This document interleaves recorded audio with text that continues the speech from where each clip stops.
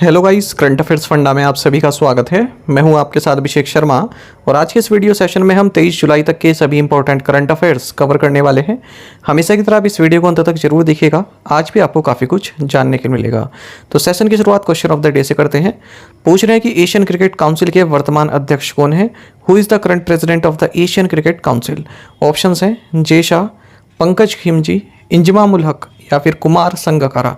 तो जल्दी से आप इस क्वेश्चन का आंसर कमेंट बॉक्स में कर दीजिए, उसके बाद हम आगे बढ़ते हैं। इसी तरह क्वेश्चन यदि आप प्रैक्टिस करना चाहते हैं तो हमें टेलीग्राम पर जरूर ज्वाइन करें। करंट अफेयर्स फंडा नाम से हमारा टेलीग्राम चैनल है।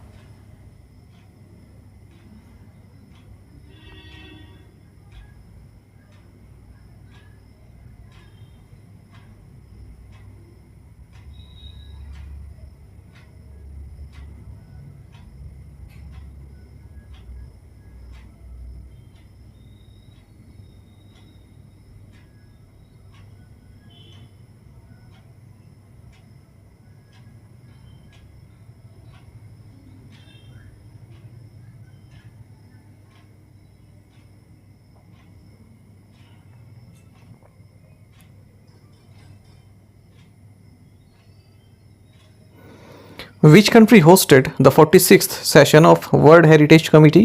विश्व धरोहर समिति के 40वें सत्र की मेजबानी किस देश ने की है? ऑप्शंस आपके सामने हैं। सही आंसर ऑप्शन ए है, इंडिया। आपको जानना चाहिए प्राइम मिनिस्टर नरेंद्र मोदी ने वर्ल्ड हेरिटेज कमेटी के 46th सेशन को इनोग्रेट किया है भारत मंडपम न्यू दिल्ली में 21 जुलाई को। आपको जानना चाहिए भारत पहली बार इस वर्ल्ड हेरिटेज कमेटी मीटिंग को होस्ट कर रहा है। आपको ये भी जानना चाहिए कि जो ये वर्ल्ड हेरिटेज कमेटी है ये एनुअली मीट करती है और जो भी वर्ल्ड हेरिटेज साइट्स नए ऐड करने हैं उसके बारे में डिस्कशन यहाँ पर होता है। तो जो भी नॉमिनेशन इनको मिलते हैं वर्ल्ड हेरिटेज साइट्स के लिए अलग अलग देशों से, तो उनको डिसाइड यहाँ पर करते हैं कि किन्हें ये टैग दिया जाना चाहिए। आप सभी जानते हैं वर्ल्ड हेरिटेज साइट्स कुछ ऐसे लैंडमार्क्स और कुछ एरियाज़ हैं जिनकी अपनी इंपॉर्टेंस है, चाहे वो कल्चरल हो, हिस्टोरिकल हो या फिर साइंटिफिक सिग्निफिकेंस हो, और यूनेस्को द्वारा एडमिनिस्ट्रेड किए जाते हैं। आपको बता दें सबसे ज़्यादा वर्ल्ड हेरिटेज साइट्स पूरे वर्ल्ड में इटली में है, 59। What was India's global rank in the International Mathematical Olympiad 2024 held in United Kingdom? United kingdom में आयोजित अंतर्राष्ट्रीय गणितीय ओलंपियाड में भारत की वैश्विक रैंक क्या थी? ऑप्शंस आपके सामने हैं। सही आंसर ऑप्शन सी है, 4th। आपको जानना चाहिए 6 मेंबर सदस्य वाली टीम भारत की, इन्होंने बेस्ट परफॉर्मेंस अब तक की अपनी दी है इंटरनेशनल मैथमेटिकल ओलंपियाड 2024 में। आपको बता दें जो भारतीय दल इस मैथमेटिकल ओलंपियाड में पार्टिसिपेट करने के लिए गया था, इन्होंने 4th रैंक ग्लोबली हासिल की है। 4 गोल्ड मेडल जीते हैं, 1 सिल्वर मेडल इन्होंने जीता है। आपको बता दें ये जो इंटरनेशनल मैथमेटिकल ओलंपियाड है ये 65th एडिशन था और बाद यूनाइटेड किंगडम में आयोजित किया गया है। आपको जानना चाहिए 6 मेंबर टीम का नेतृत्व किया प्रोफेसर कृष्णन शिव सुब्रमण्यम ने, जो कि department of mathematics IIT Bombay से है।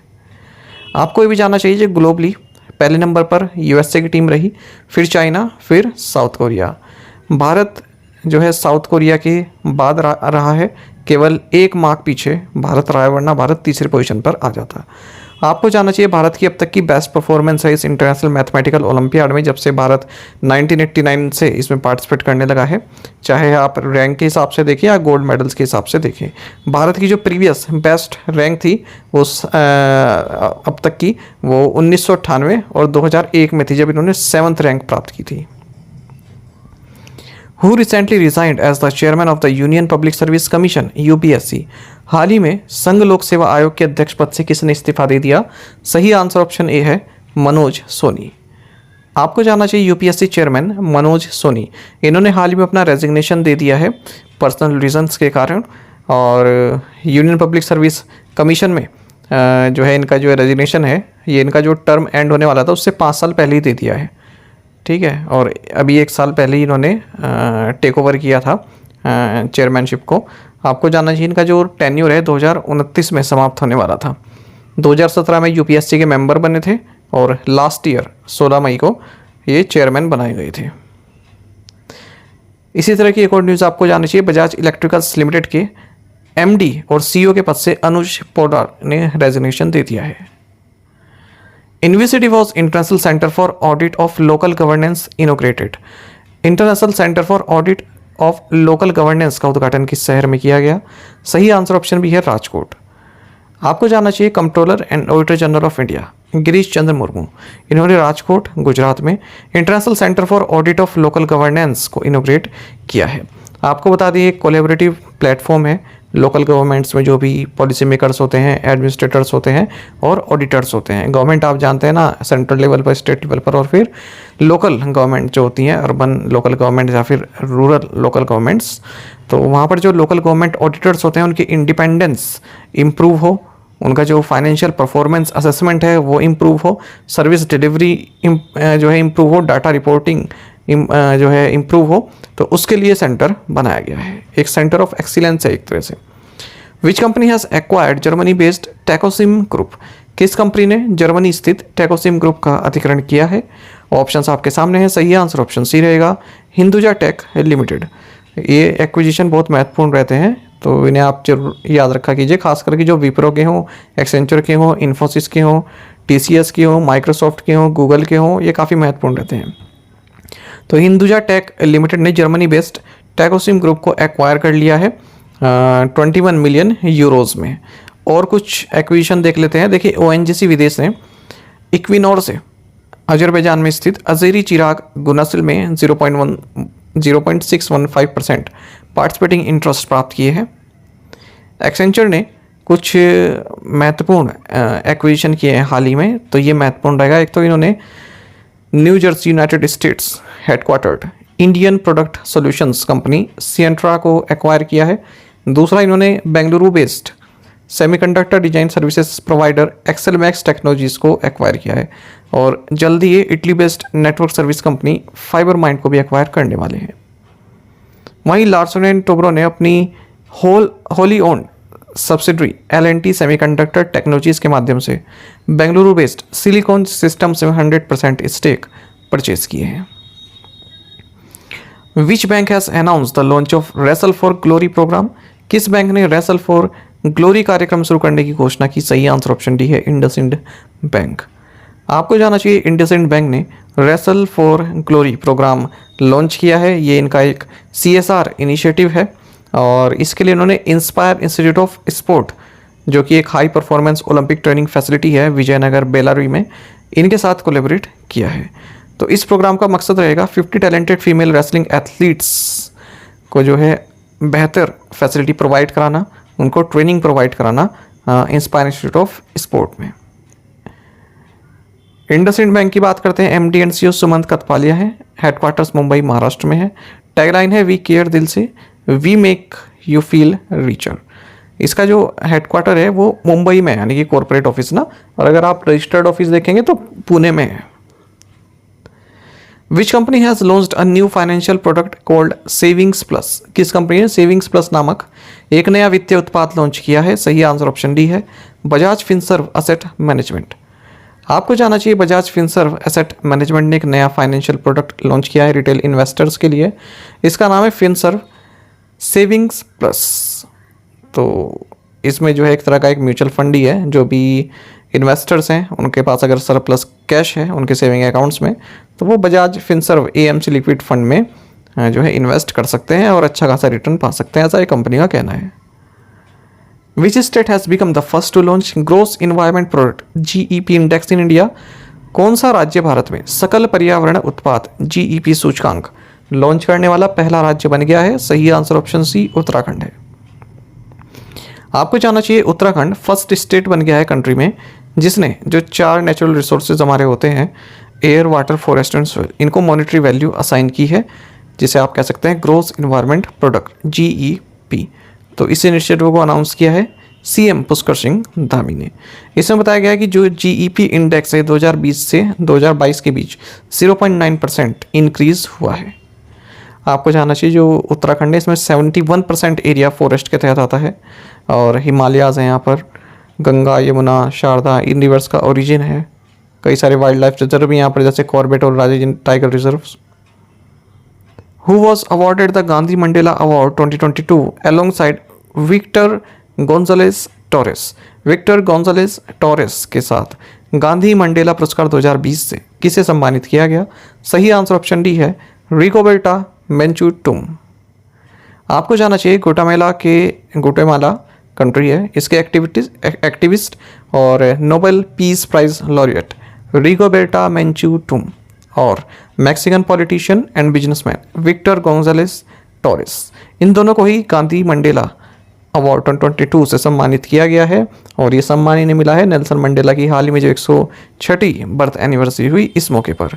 2019 का गांधी मंडेला अवार्ड दिया गया था दलाई लामा को। आपको जानना चाहिए जो गांधी मंडेला फाउंडेशन है, जिसके चेयरमैन स्वामी अवधेशानंद गिरी महाराज हैं, ये एक नॉन प्रॉफिट ऑर्गेनाइजेशन है, नॉन वायलेंस को प्रमोट करती है। और महात्मा गांधी और former president of south Africa Nelson Mandela के सम्मान में अवार्ड इस्टेब्लिश किया गया। इसमें एक मेडल दिया जाता है और एक सर्टिफिकेट दिया जाता है, जिसमें इंडिया, नेपाल, बांग्लादेश, इनके जो 5 फॉर्मर चीफ जस्टिसेस हैं उनके द्वारा उनके हस्ताक्षर इसमें रहते हैं। Which Indian company has availed a $200 million green loan from Deutsche Bank AG? किस भारतीय कंपनी ने Deutsche Bank AG से $200 मिलियन का हरित ऋण प्राप्त किया है? सही आंसर ऑप्शन ए है REC लिमिटेड। आपको जानना चाहिए REC लिमिटेड ने $200 मिलियन का लोन, ठीक है, या फिर आप 31.96 मिलियन जापानीज येन कह सकते हैं, 1670 करोड़ रुपए कह सकते हैं, ये प्राप्त किए हैं ड्यूश बैंक एजी से, ताकि ग्रीन प्रोजेक्ट जो हैं भारत में उनको फाइनेंस की सुविधा दी जा सके। ग्रीन लोन्स आप सभी जानते हैं, इस तरह के लोन जिनका उपयोग किसी सस्टेनेबल एनवायरनमेंट फ्रेंडली पर्पसेस के लिए किया जाएगा। इस तरह के प्रोजेक्ट जिनसे CO2 एमिशन जो है रिड्यूस हो, ठीक है, चाहे वो कोई रिन्यूएबल एनर्जी प्रोजेक्ट हो सकता है, सोलर पावर प्रोजेक्ट हो सकता है, कुछ भी हो सकता है। ड्यूश बैंक एजी एक जर्मन मल्टीनेशनल इन्वेस्टमेंट बैंक है जिसका हेडक्वार्टर्स फ्रैंकफर्ट में है। REC के CMD विवेक कुमार देवांगन हैं। How many official languages are the GEM e learning training courses available in? GEM e learning प्रशिक्षण पाठ्यक्रम कितनी आधिकारिक भाषाओं में उपलब्ध है? ऑप्शंस आपके सामने हैं, सही आंसर ऑप्शन सी रहेगा 12। आपको जानना चाहिए गवर्नमेंट ई मार्केट प्लेस ने हाल ही में ई लर्निंग ट्रेनिंग कोर्सेज को 12 ऑफिशियल लैंग्वेजेस में रोल आउट किया है। असमीज, बंगाली, इंग्लिश, गुजराती, हिंदी, कन्नड़ा, मलयालम, मराठी, उड़िया, पंजाबी, तमिल एंड तेलुगु, ताकि लर्निंग जो है वो आसान हो सके अलग अलग यूजर्स के लिए, क्योंकि अलग अलग लैंग्वेजेस जानते हैं लोग। इस तरह के क्वेश्चंस काफ़ी महत्वपूर्ण होते हैं, इन्हें आप जो है उसमें मत लिया कीजिए हल्के में। जहाँ भी आपको दिख जाना है कि कितनी लैंग्वेजेस में लॉन्च किया गया, तो बस उसको याद रखें कितनी लैंग्वेज में याद किया गया है। इवन यही पूछ लेते हैं कि इनमें से कौन सी लैंग्वेज में नहीं लॉन्च किया गया है, ठीक है, तो ये क्वेश्चन इंपॉर्टेंट रहते हैं। आपको बता दें इस साल की शुरुआत में ये ई लर्निंग ट्रेनिंग कोर्स लॉन्च किया गया था। इसमें ऑनलाइन लर्निंग कोर्सेज प्रोवाइड किए जाते हैं मल्टीपल लैंग्वेजेस में। तो ये जो कोर्स है इसको डिज़ाइन किया गया है जो भी गवर्नमेंट ई मार्केट प्लेस के जरिए जो बायर्स हैं, सेलर्स हैं, सर्विस प्रोवाइडर्स हैं, यूज़र्स हैं, उनके लिए। How much monetary penalty did RBI impose on Sivagangai district central cooperative bank limited Tamil Nadu? RBI ने Sivagangai district central cooperative bank limited Tamil Nadu पर कितना मौद्रिक जुर्माना लगाया है? सही आंसर ऑप्शन ए रहेगा 25,000 रुपीज़। आपको जानना चाहिए रिजर्व बैंक ऑफ इंडिया ने 25,000 रुपीज़ की मॉनेटरी पेनल्टी लगाई है Sivagangai district central cooperative bank limited Tamil Nadu पर, क्योंकि इन्होंने नाबार्ड के जो प्रोविजंस हैं frauds guidelines for classification, reporting and monitoring के साथ कंप्लायंस नहीं किया है। रिजर्व बैंक ऑफ इंडिया ने 2 लाख रुपए की मॉनेटरी पेनल्टी लगाई है Mahabaleshwar urban cooperative bank limited Maharashtra पर। इन्होंने भी RBI के जो डायरेक्शंस हैं उनका अनुपालन नहीं किया है। RBI ने 2.5 लाख रुपए की मॉनेटरी पेनल्टी लगाई है Pusa urban cooperative bank limited Maharashtra पर। RBI ने 5,93,30,000 रुपए की मॉनेटरी पेनल्टी लगाई है Mehsana urban cooperative bank limited Gujarat पर। Which company has collaborated with the Delhi Metro Rail Corporation to launch e-waste recycling boxes?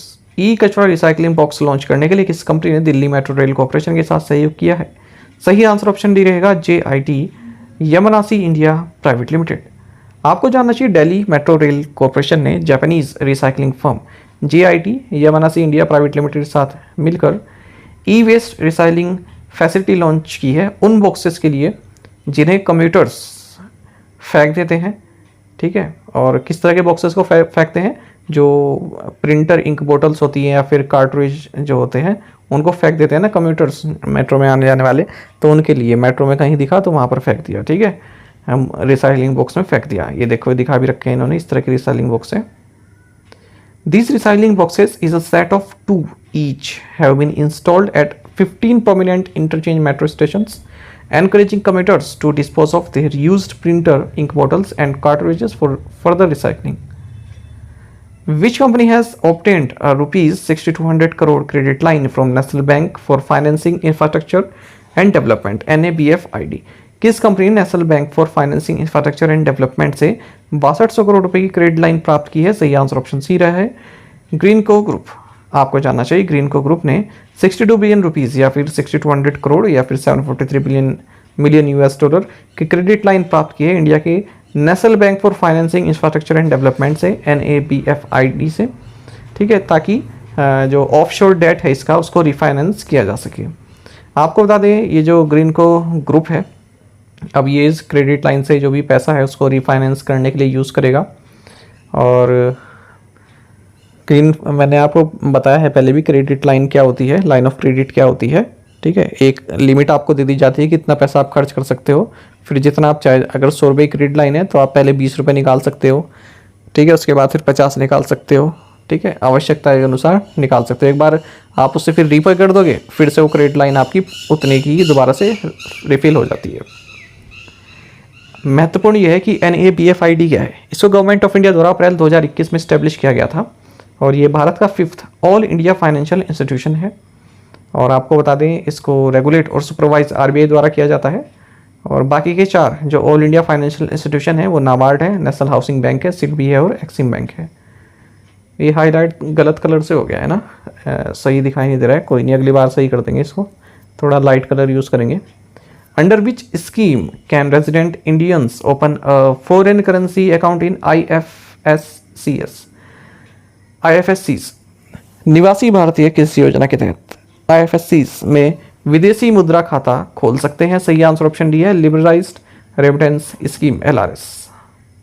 देखिए रिजर्व बैंक ऑफ इंडिया ने जो भी रेजिडेंट इंडियन इंडिविजुअल्स हैं उनको अलाउ कर दिया है कि आप फॉरेन करेंसी अकाउंट FCA खोल सकते हैं international finance services centres gift city Gujarat में लिबरलाइज्ड रेमिटेंस स्कीम के तहत। तो अब क्या होगा, जो भी रेजिडेंट इंडियंस हैं वो अपना फिक्स डिपॉजिट डॉलर्स में खोल सकते हैं अपने बैंक अकाउंट में गिफ्ट सिटी IFSC में, ठीक है। और रेजिडेंट्स जो हैं वो भारत के बाहर भी इन्वेस्ट कर सकते हैं इस फॉरेन करेंसी अकाउंट के थ्रू, हालांकि लिमिट रहेगी $250,000 पर ईयर की। It has allowed authorized person to facilitate remittances for availing financial services or products as per International Finance Services Centers Authority Act 2019 within IFSC। तो remittance भेजने के लिए भी इस स्कीम को यूज़ किया जा सकता है, इस अकाउंट को यूज़ किया जा सकता है। MD and group CEO gift city के तपन रे हैं। अब फिर से महत्वपूर्ण क्वेश्चन आ गया हमें यहाँ पर कि लिबरलाइज्ड रेमिटेंस स्कीम क्या है, ठीक है। जैसे पिछले क्वेश्चन में आया था ना एक NBFID के वाला, ऐसे ही ये है लिबरलाइज्ड रेमिटेंस स्कीम। तो आपको बता दें foreign exchange management act FEMA 1999 का एक पार्ट है और इसका मकसद है भारत से बाहर जो फंड रेमिट किया जाता है उसको स्ट्रीमलाइन करना, उसके प्रोसेस को ईजी बनाना। आपको बता दें इस लिबरलाइज्ड रेमिटेंस स्कीम के तहत जो भी रेजिडेंट इंडिविजुअल हैं भारत के, वो एक फाइनेंशियल ईयर में $250,000 का जो है पैसा बाहर भेज सकते हैं, आउटसाइड इंडिया ट्रांजैक्शन कर सकते हैं। ये स्कीम इंट्रोड्यूस की गई थी 4 फरवरी 2004 को, तब इसकी लिमिट $25,000 की थी। Who has been given additional charge as BSNL chairman and managing director? BSNL के अध्यक्ष और प्रबंध निदेशक के रूप में अतिरिक्त प्रभार किसे दिया गया है? सही आंसर ऑप्शन सी है रॉबर्ट जी रवि। आपको जानना चाहिए गवर्नमेंट ने जो BSNL के चेयरमैन मैनेजिंग डायरेक्टर हैं PK पुरवर, इनको एक्सटेंशन डिनाई कर दिया है और अब एडिशनल चार्ज दिया गया है मैनेजिंग डायरेक्टर का रॉबर्ट जे रवि को, जब तक कि कोई परमानेंट मैनेजिंग डायरेक्टर नहीं बना दिया जाता। आपको बता दें जो मिस्टर PK पुरवर हैं इन्होंने एक्सटेंशन मांगा था, अप्लाई किया था एक्सटेंशन के लिए, पर गवर्नमेंट ने नहीं दिया है। Which company has signed a deal with the national centre for polar and ocean research NCPOR for the construction of an ocean research vessel. किस कंपनी ने समुद्री अनुसंधान पोत के निर्माण के लिए national centre for polar and ocean research के साथ एक समझौते पर हस्ताक्षर किए? सही आंसर ऑप्शन डी है GRSC लिमिटेड। आपको जानना चाहिए garden reach ship builders and engineers GRSC limited ने national centre for polar and ocean research, जो कि मिनिस्ट्री ऑफ अर्थ साइंसेस के तहत आता है, इसके साथ एक डील की है जिसके तहत ओशन रिसर्च वेसल्स को कंस्ट्रक्शन किया जाएगा, उनकी डिलीवरी की जाएगी, और ये डील रही है 840 करोड़ रुपए की। Which of the following has become India's first neobank to launch personal loan solution through the open network for digital commerce? निम्नलिखित में से कौन open network for digital commerce के माध्यम से व्यक्तिगत ऋण समाधान लॉन्च करने वाला भारत का पहला न्यू बैंक बन गया है? सही आंसर ऑप्शन डी है ब्रांच एक्स। आपको जानना चाहिए ब्रांच एक्स जो कि एक न्यू बैंक है, इसने इंडिया का first personal loan solution launch किया है, वो भी open network for digital commerce ONDC के जरिए। तो कई ऐसे लोग हैं जिन्हें पेपर्स की कमी के कारण जो बैंक्स होते हैं उनसे लोन नहीं मिल पाता है, तो वो ONDC के माध्यम से इस नियो बैंक से अपना लोन वगैरह अप्रूव करा सकते हैं। नियो बैंक आप जानते ही होंगे, ऐसे बैंक जिनकी फिजिकल ब्रांचेस नहीं होती, ऑनलाइन ही पूरा काम इनका चलता है, ऑनलाइन ही लोन वगैरह देने का काम इनका होता है, उन्हें बोलते हैं neo bank. Open network for digital commerce ONDC की अगर हम बात करें, एक private non profit section 8 company है, और department for promotion of industry and internet trade DPIIT government of India द्वारा इसको 31 दिसंबर 2021 में इनकॉर्पोरेट किया गया था, और इनिशियल इन्वेस्टमेंट इसमें की गई थी क्वालिटी काउंसिल ऑफ इंडिया और प्रोटीन E-गव टेक्नोलॉजीज लिमिटेड के द्वारा, जिसे आप पहले NSDL E-गवर्नेंस इंफ्रास्ट्रक्चर लिमिटेड के नाम से जानते थे। टू द पॉइंट क्वेश्चंस और उनके आंसर्स देख लेते हैं। What is the theme for international moon day 2024? Illuminating the shadows. 20-foot equivalent unit is a general unit of cargo capacity. Which country's Ursula von der Leyen has been re-elected as European Commission President? Germany. India and which country have decided to increase cooperation between the two countries in the field of oil palm and other sectors? Malaysia. The Competition Commission of India has approved the acquisition of up to 56% shareholding of Smarto India Private Limited by Dixon Technologies Limited. आप में से कई aspirants ने बिल्कुल सही answer किया है, इसी तरह से पार्टिसिपेट करते रहिए। चलिए आज के असाइनमेंट क्वेश्चंस देख लेते हैं, इनका आंसर आपको अभी कमेंट बॉक्स में करना है। Gundicha temple is in which state? Bahuda Yatra is related to which festival? Who has recently been made the captain of Indian men's T20 team? A 14-year-old boy from which state recently died of Nipah infection? Which institution in collaboration with the Ministry of Electronics and Information Technology will develop an AI audit tool aimed at overseeing corporate India and detecting frauds? इन पांचों questions के answer आपको comment box में करने हैं। यदि एक question का answer भी आता है तो भी आप हमें कमेंट बॉक्स में अवश्य बताइएगा। ज़्यादा से ज़्यादा संख्या में पार्टिसिपेट करने की आप कोशिश किया कीजिए, ये आपसे रिक्वेस्ट रहती है। यदि आप हमारे daily current affairs PDF, weekly PDF, monthly PDF और हर महीने के banking and economic awareness PDF चाहते हैं तो करंट अफेयर्स फंडा का 1 ईयर मेंबरशिप प्लान आप ज्वाइन कर सकते हैं, जिसका लिंक आपको वीडियो के डिस्क्रिप्शन में या फिर फर्स्ट कमेंट में मिल जाएगा। आपको बता दें, इस 1 ईयर मेंबरशिप प्लान के तहत जितना भी हमारा PDF कंटेंट है वो हम आपको 1 साल तक के लिए प्रोवाइड कराते हैं, जिसे आप डाउनलोड कर सकते हैं, प्रिंट आउट भी निकलवा सकते हैं। इसके लिए चाहे तो आप करंट अफेयर्स फंडा ऐप को यूज़ कर सकते हैं या फिर अपने लैपटॉप या सिस्टम की मदद से वेब लॉगिन भी कर सकते हैं। कोई भी आपका एग्जाम हो, बैंकिंग, SSC, रेलवे या फिर स्टेट PCS, जहाँ पर भी जनरल अवेयरनेस या करंट अफेयर्स पूछे जाते हैं, सभी एग्जाम्स के लिए हमारा PDF कंटेंट काफ़ी यूज़फुल है। और इसमें आपको 1 ईयर मेंबरशिप प्लान में कैटेगरी वाइज क्विज भी हम प्रोवाइड करा रहे हैं। तो एक बार अगर आपने हमारे करंट अफेयर्स पढ़ लिए, उनके बाद इन क्विज को अटैम्प्ट किया, तो यकीन मानिए आपको करंट अफेयर सेक्शन काफ़ी स्ट्रॉन्ग हो जाएगा और आप काफ़ी अच्छा स्कोर कर पाएंगे अपने आने वाले एग्जाम्स में। तो लिंक वीडियो के डिस्क्रिप्शन में या फिर फर्स्ट कमेंट में आपको मिल जाएगा, वहाँ से आप ये कोर्स बाय कर सकते हैं। कोई भी अगर आपका डाउट है इस कोर्स से संबंधित तो प्लीज़ आप कमेंट बॉक्स में लिखिएगा। साथ ही करंट अफेयर्स फंडा को आप टेलीग्राम पर भी ज्वाइन कर सकते हैं। यहाँ पर रेगुलर वीडियो अपडेट्स और करंट क्विज हम आप सभी के लिए डालते रहते हैं। साथ ही डिस्कशन ग्रुप में आप किसी भी क्वेश्चन का सोल्यूशन पा सकते हैं। दोस्तों, यहाँ पर हमारे करंट अफेयर्स की प्लेलिस्ट दी गई है, इसको आप जरूर देखें, अपने दोस्तों के साथ, फेलो एस्पिरेंट्स के साथ हमारे करंट अफेयर्स को शेयर जरूर करें। आज का ये सेशन आपको कैसा लगा आप कमेंट बॉक्स में अवश्य बताइएगा। Thank you guys.